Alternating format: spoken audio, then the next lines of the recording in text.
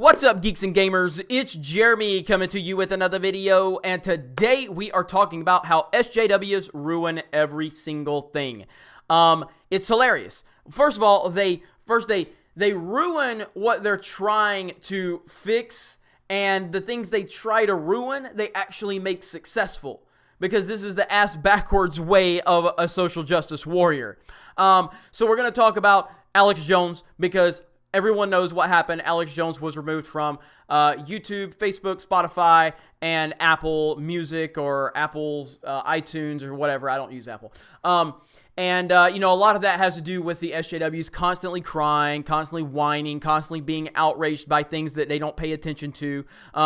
If you don't watch Alex Jones, that's cool. I don't either. But the fact that you spend your life crying about everything he says, that's typical SJW behavior. It's someone complaining about something they have no interest in the first place. They just want to whine to whine. So now that he's been removed, now suddenly Alex Jones is now far more relevant than he was before. Now, sure, yes, he lost his huge YouTube following, he lost his Facebook page, but now the things that he's directly tied to, like his InfoWars app on the Apple Store, or Apple, what is it? The Apple Store. I had to pull it up. The Apple Store, his app is skyrocketing up the charts. Now, what's funny about that is they banned him from the iTunes market, yet the app is still on the Apple Store, and it's just flying up the charts, because this is what happens when SJWs get what they want. The actual people that support this thing will actually go out and support it. SJWs don't support anything. They have no core values. They have no really core belief system in anything other than just being outraged to be outraged. So with Alex Jones now, his website's getting a ton more hits. It's brought so much more awareness to Alex Jones. And again, I don't watch the guy, never paid attention to the guy, never even thought the guy could be even somewhat relevant or anything. But when you hear him talk about they're constantly trying to silence him, they're constantly trying to shut him down and censor him, and then it actually happens, you kind of gotta go, wow, what the hell, man? I mean, is the guy onto something? Now, I'm not saying he is, but this is what is generating so much interest to him now, because a lot of the things he's been saying, some of it is starting to actually show its ugly head within these tech companies censoring him.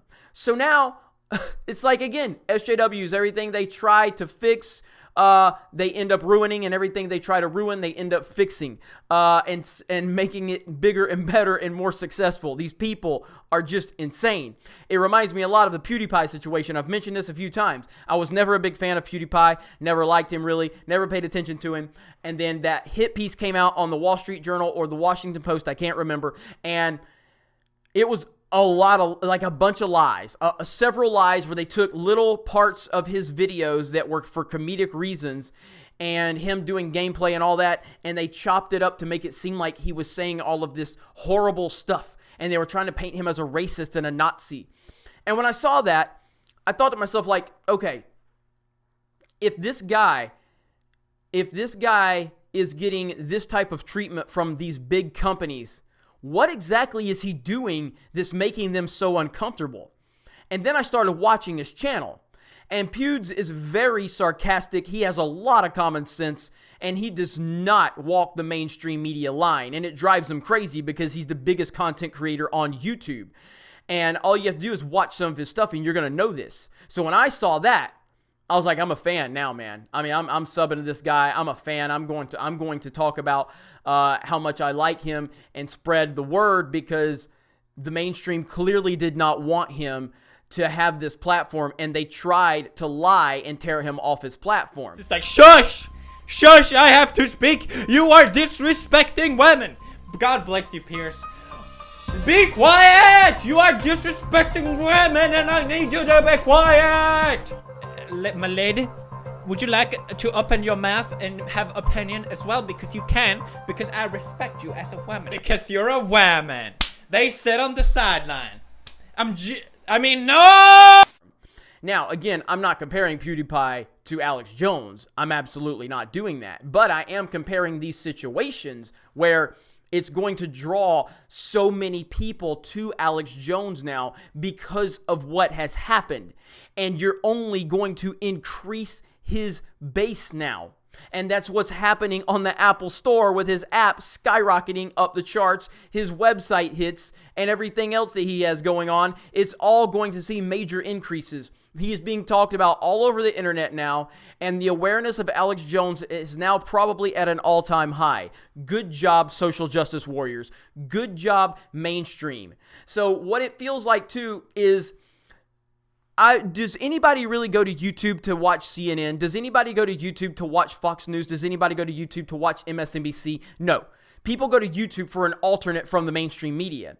But what it feels like now is that YouTube and these other companies are going to start working with the mainstream to make their platforms a little more relevant on these social media apps, because they're getting swallowed by people like PewDiePie and the Daily Wire and the Rubin Report and things like that. Mark Dice. They're getting swallowed by those platforms because that's what people want to see on YouTube. We leave the mainstream media channels for an alternate because we're tired of the nonsense and the spin that they continue to put on things. We're tired of the lies.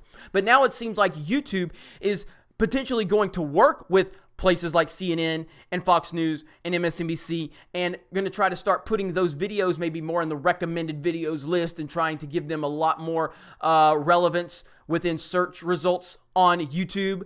And that's very troubling right there. That is very troubling. It seems like they're trying to control the narrative.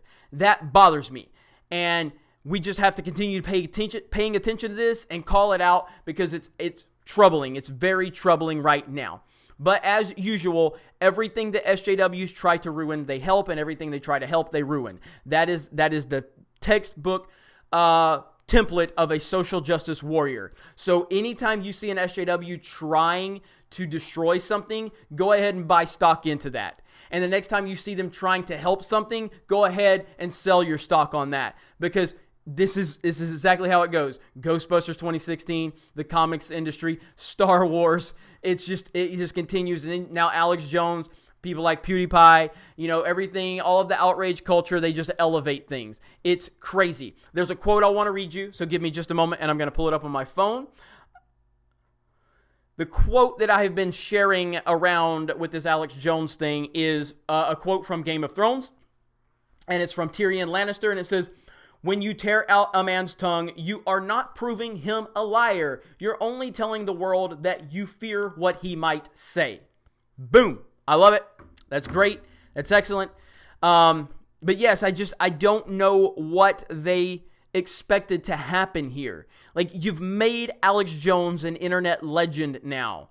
You have made everyone far more aware of him. And yes, there's still people out there that's going to call him crazy. I've been calling him crazy for a long time.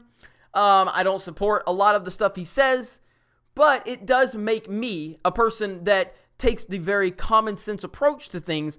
Maybe I want to look a little closer and see exactly what this guy's been talking about and do a little more research and see what's going on. Because if the SJWs are this against him, if the mainstream and the tech companies are this against him, then what exactly is he doing? Now, again, I may end up just thinking he's still crazy as hell, but at least I'll be a little more educated on the situation, and I won't be just running with internet narratives like the SJWs do. These people are crazy. They're dangerous. And like I said, if you really want to be successful, if SJWs are outraged by it and they are protesting it, then you should probably buy stock into it. Another thing that happened the other day, Candace Owens, conservative African-American female, who's very outspoken against the left-wing nut jobs out there, and she's a supporter of Donald Trump. And yesterday, or 2 days ago, she exposed Twitter in their hypocritical ways when she took Sarah Zhang from the New York Times, the racist Asian woman. She took her tweets that are still up all over Twitter. She took those tweets and she replaced the white person, the white part of it, white people, white whatever, and she replaced it with Jewish and black people. And Twitter banned her. So the very next day, Candace Owens is out getting lunch, and Antifa SJWs show up to protest her, screaming at her, being very aggressive with her, disrupting her in a public setting. Then when she comes outside, they're calling her a white supremacist. Then when the police show up, the police that are all minorities, they start screaming at the police that they're white supremacists. None of them were white. None of them. Yet the Antifa SJWs were calling them white supremacists. And most of the Antifa people were white people. This is the world we live in. This is the craziness that we're dealing with right now. This is the craziness, and it has to continue to be exposed, and we're going to keep exposing it here, and that's just the bottom line. So you guys have a great day, and we will talk to you later.